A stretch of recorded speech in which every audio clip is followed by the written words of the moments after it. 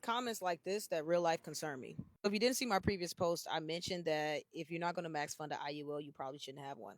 And this person commented, they said, not necessarily. There are people who want more death benefit and less cash protection, depending on the client's goals, wants, and needs. There are different scenarios. Get educated. All right, let's dive into this comment. Let's talk about it. If you guys don't know anything about me, I've been licensed in the industry for the last 6 years. I've been running a multiple six-figure business. I think I'm pretty well versed on these products. So let's dive into this comment here. So one thing's first, if a client wants to focus on death benefit, why the hell are you selling them an IUL?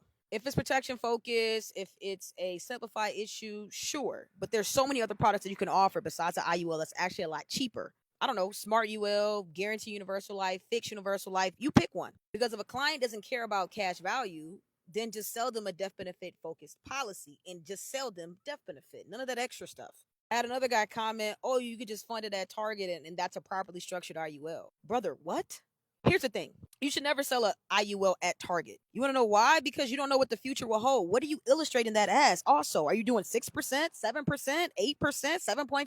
Because if you illustrate at that amount and then you're funding it directly at Target, what happens when you don't consistently get those returns in that IUL? And then you're only funding it at Target because you didn't drop the illustration rate down. You should be funding an IUL 20 to 30% over Target, because then you give agents ammunition and these IULs implode in people's faces, and then you give other agents that aren't for IULs to talk stuff. And then we wonder why, because there's agents out here that are making blank statements and they don't really understand how these products work. So yes, 100%. It depends on the clients, their needs, their focuses. However, if a client doesn't have the intentions or they're already funding that guideline level premium, why the hell are they buying it? Because they can literally just buy them a cheaper death benefit permanent life insurance policy. That's a hill I'm willing to die on. Comment your thoughts below. As always, hit that follow. Let's go. Shush.